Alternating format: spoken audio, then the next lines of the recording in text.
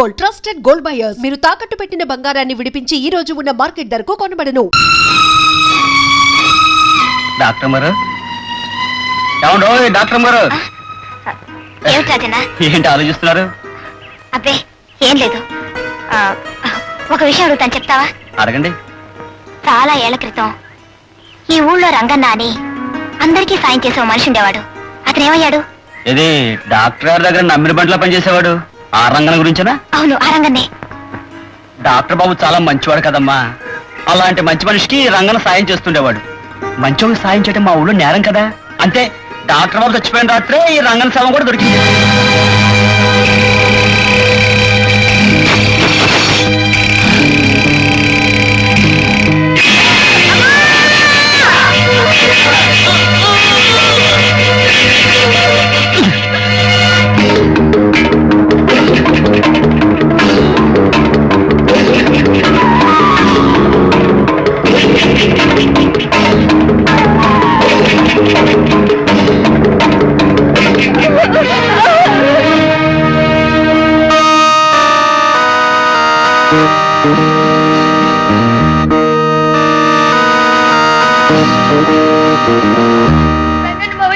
ఎవరు వచ్చి మా నాన్న చంపేశారు. చీకట్లో ఎవరని తెలియలేదు.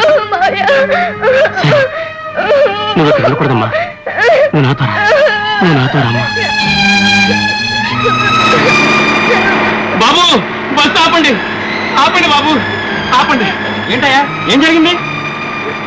కండక్టర్ బాబు, ఈ పాపను పట్నంలో ఏ అనాథాశ్రమంలోనూ చేర్పించి పుణ్యం కట్టుకోండి. ఆ దేవుడు మిమ్మల్ని చల్లగా చూస్తాడు. అలాగేనయ్యా, ఈ పాపకేం పర్వాలేదు, నువ్వు వెళ్ళు. అలాగే బాబు. అమ్మా వెళ్ళొస్తాను.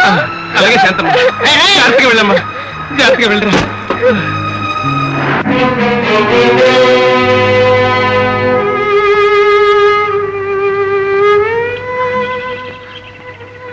అదేం డాక్టర్ అమ్మ గారు, రంగన చావు గురించి అతనికి కావాల్సిన మనిషి కంటే మీరే ఎక్కువగా బాధపడి కన్నీళ్ళు పెట్టుకుంటున్నారు. అతనికి కావాల్సిన మనిషా? ఎవరు? కన్న కొడుకు. చాలా కావాల్సిన వాడే కదండి. రంగన్న కన్న కొడుకా? ఏడి, ఎక్కడున్నాడు? మీ ముందే ఉన్నాడమ్మా. అంటే నేనే. నువ్వు రంగన్న కొడుకువా? అవునమ్మా.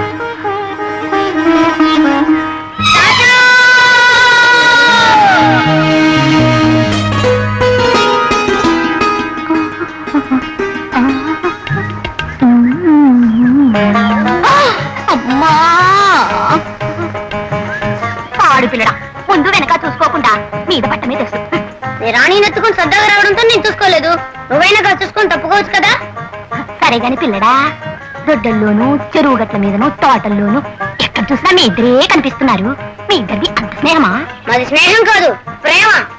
పోలమ్మో, ఏంటి రాడమ్మా, నువ్వు కూడా ఈ రాజబాబునే ప్రేమిస్తున్నావా? ప్రేమే కాదు, పెళ్లి చేసుకుంటారు. ఏ డాక్టర్ గారు, ఇందాక కళ్ళలో నీళ్లు, ఇప్పుడు పెదాల మీద నవ్వు, తమాషాగా ఉందే. మరేం లేదు, ఏదో గుర్తుకొచ్చింది. సరే కానీ రాజన్న, అప్పుడు చంపబడ్డ డాక్టర్ గారు అమ్మాయి నీకు గుర్తుందా?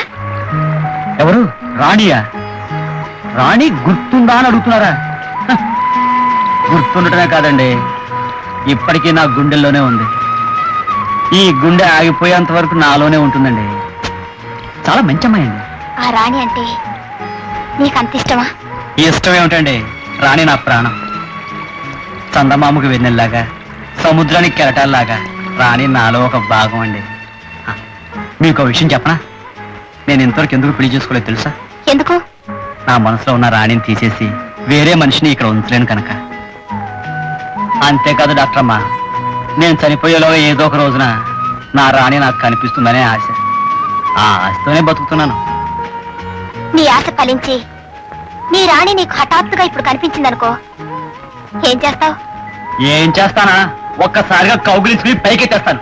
ఆకుండా పాదాల నుంచి తల వరకు ముద్దెట్టేస్తాను. ఆ పైన నోటికొచ్చినట్టు కోతలు కొయ్యకు.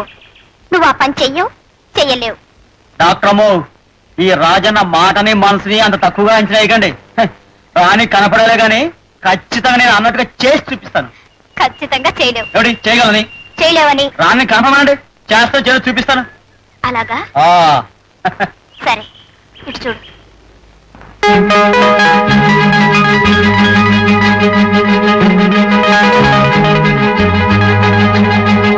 ఏం బయలుదేరలే వెళ్ళు.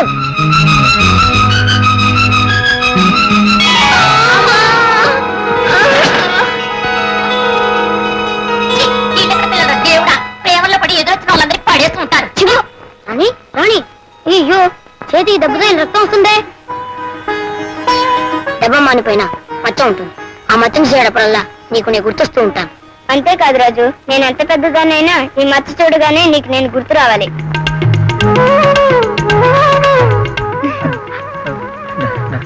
డాక్టర్ గారు మీరు శాంతారాణిని, చిన్నప్పుడు రాణిని, ఇప్పుడు శాంతిని. మీరు నేను అది సరే గాని నీ రాణి కనిపిస్తే ఏమిటేమిటో చేసేస్తానని పెద్ద మునగాళ్ళ ఛాలెంజ్ చేసావు కదా, ఏవి? ఏం చేస్తానా, ఒక్కసారిగా కౌగిలించుకుని పైకి ఎత్తేస్తాను. ఆకుండా పాదాల నుంచి తల వరకు ముద్దుల మీద ముద్దులు పెట్టేస్తాను. ఆ పైన ఏమిటి బెల్లం కొట్టిన రాయినా చూస్తూ నిలబడ్డావు? ఏమైంది నీ సవాల్? డాక్టర్ గారు బాబోయ్,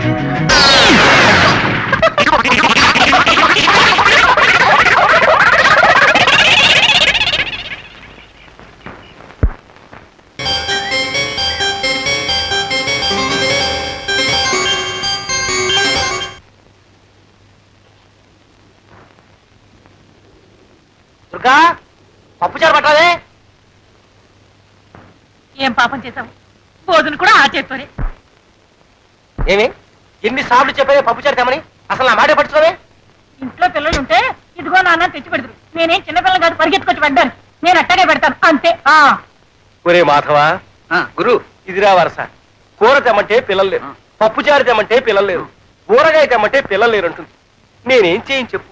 అప్పటికి రాత్రింబగళ్ళు నా శక్తి మేరకు వేస్తూనే ఉన్నాను రా గురు, మందులురా. కానీ లాభం లేకపోయింది. ఆ మాట అంటే అది సిగ్గులేదు. నాకెక్కడికి రెండో చేయి ఉంటేనా? ఉంటే నీ పక్కన కూర్చొని ఫోన్ చేయడం నాది బుద్ధి తక్కువ. ఆ కంతం తీసుకుని అవతలకి తగాడు. అప్పుడు చెప్పు వెధవా. ఈ మందు 3 పూట్ల వేసుకుంటే జ్వరం తగ్గిపోతుంది. అలాగేనమ్మా. డాక్టర్ గారు, ఏమిటి బాబు? రాజానికి జ్వరం వచ్చింది, కదలేకపోతున్నాడు. అలాగా?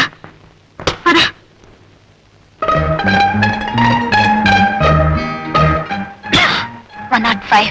ఇంత జ్వరం ఎలా వచ్చిందబ్బా? ఏం పర్లేదు డాక్టర్ గారు, ఏదో మామూలు జ్వరమే ఉంటుంది. సాయంత్రం కల్లా తగ్గిపోతుంది. అనవసరం మీరు ఆసుపత్రి నుంచి ఎందుకు పరిగెత్తుకొచ్చారు? డాక్టర్ని కనుక పేషెంట్లు ఎవరైనా సరే ప్రమాదంగా ఉంటే వచ్చి చూడాలిగా.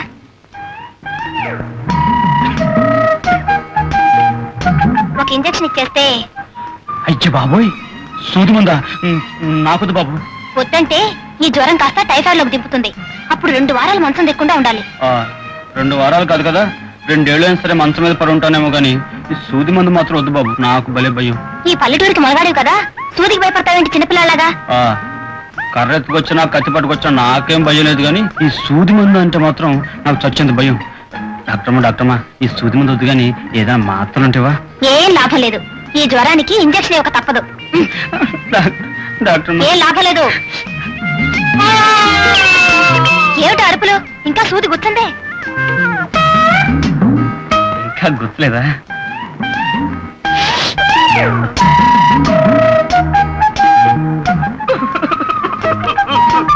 ఇప్పుడెందుకు రాగాలు? సూది తీసేశానుగా. తీసేశారా? చూడు, నేను చెప్పేది జాగ్రత్తగా విను. ప్రతి 3 గంటలకి ఒక్కొక్క మాత్ర వేసుకోవాలి. ఇవాళకి భోజనం మానేయాలి. కన్నీళ్ళు అసలు తగలకూడదు, వేడి నీళ్లు తాగాలి. అర్థమైందా? తడి తగిలితే మళ్ళీ జ్వరం వస్తుంది, గుర్తుంచుకో.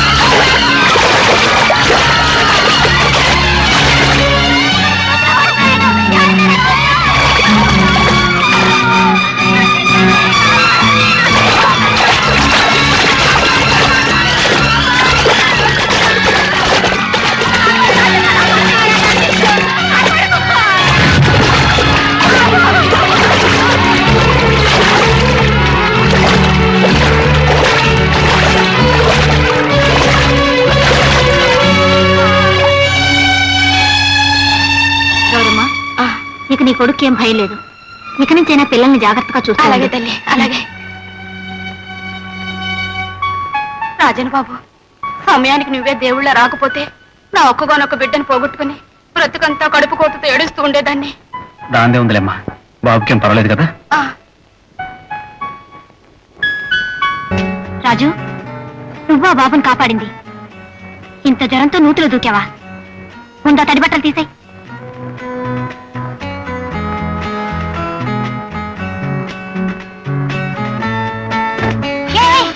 మతిలేదు, మళ్ళీ ఆ తడిసిందే కట్టుకుంటావా? ఇదిగో, ఇది కట్టుకో.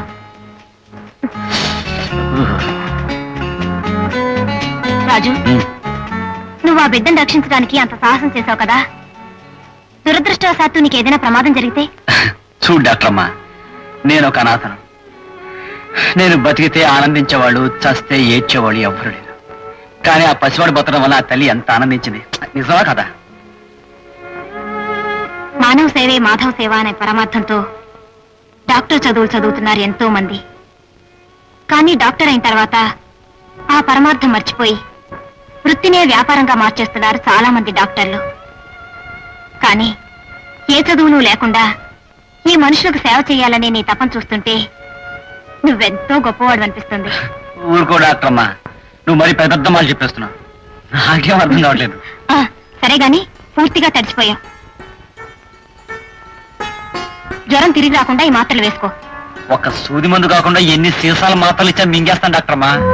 సరే రాజు, చిన్నప్పుడు నన్ను ఎంతో అభిమానంగాను ప్రేమగాను రాణి రాణి అని పిలిచేవాడివి. ఇప్పుడు ఆ పిలుపు అనేసి డాక్టర్ అమ్మ అంటావే? అది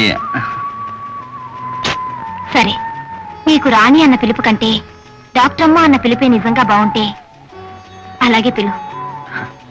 చిన్నప్పుడు చందమామ రావే, జాబిలి రావే అని పిలుస్తాం. అది వస్తుందని, మన చేతికి అందుతుందని అనుకుంటాం. ఇప్పుడు అది అర్థం లేని ఆశని మనకు తెలుసు కదా డాక్టర్ అమ్మా. చాలా మాటలు నేర్చావే రాజు. నిజంగా మనసుండి ఇష్టం ఉంటే చందమామనే కాదు, ఇంద్రధనుసు కూడా అందుకోవచ్చు. కాదంటావా? నిజమే అనుకో డాక్టర్ అమ్మా. అదిగో, మళ్ళీ డాక్టర్ అమ్మ అంటున్నావు. నువ్వు అలా పిలిచే మాట అయితే ఇక్కడికి రావద్దు, నన్ను చూడొద్దు. అమ్మా, అంత మాట అనుకో. 1,00,000 సూది మంది ఇచ్చా భరిస్తారేమో కానీ ఇక్కడ రావద్దు, నన్ను చూడొద్దంటే మాత్రం నా వల్ల కాదు డాక్టర్ అమ్మా. అదిగో, మళ్ళీ డాక్టర్ అమ్మ అంటున్నావు. నా వల్ల కాదు రాణి. ఎలా? నా వల్ల కాదు రాణి. వినిపించలేదు, మళ్ళీ అను. నా వల్ల కాదు రాణి. బాబు మెడ పట్టేసిందండి, తూరు తప్ప ఇంకేవైపు చూడలేకపోతున్నాను. పడవర నేను చూపిస్తాను రా మాధవా. కొట్లో 10 రూపాయలు లాగే రా వచ్చు. పడమర తప్ప తూర్పు కనపట్లేదండి. మాధవా, వస్తున్నా. నేను అన్ని దిక్కులు చూపెడతాను. మా గురువు గారికి అయితే ఒంటి చెయ్యి, నాకైతే 2 చేతులు ఉన్నాయి. ఎలా తిప్పుతారో చూడు.